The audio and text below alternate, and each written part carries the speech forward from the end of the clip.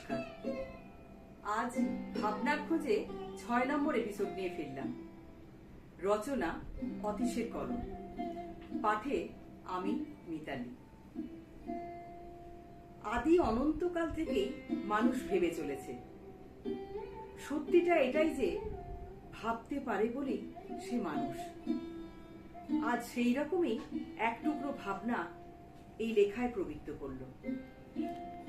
মানুষ দলবদ্ধভাবেই আদিম কাল থেকে একে অপরের সঙ্গে কাঁধ মিলিয়ে এগিয়ে নিয়ে চলেছে সভ্যতা।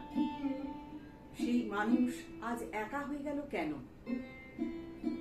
এই প্রশ্নের উত্তর খুঁজতে গিয়ে উঠে এলো এক রাশ প্রশ্ন।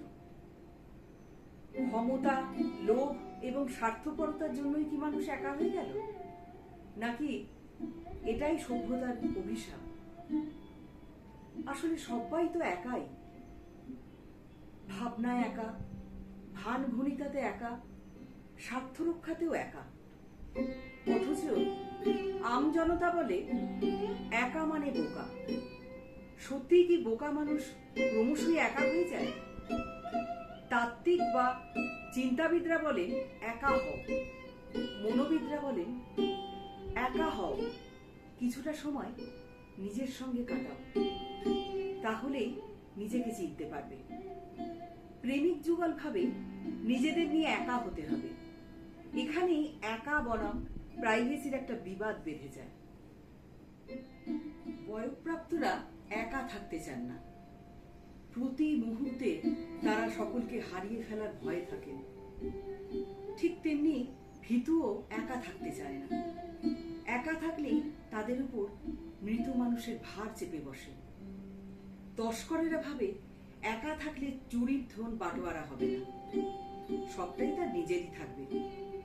অথচ ডাকাতরা ভাবে ঠিক উল্টোটা। একা বড় দাও মারা শক্ত কাজ। আরো একটা কথা মনে হলো, দুঃখ নিয়ে একা থাকা যায় না। দুঃখ ভাগ করলে কমে, আর সুখ ভাগ করলে বেড়ে যায়।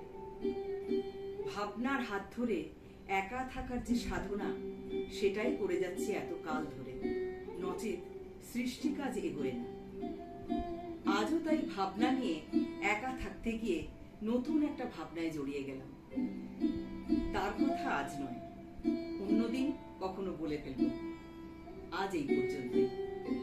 আমাদের এই যুগল প্রয়াস আপনাদের কেমন লাগছে জানাতে ভুলবেন না।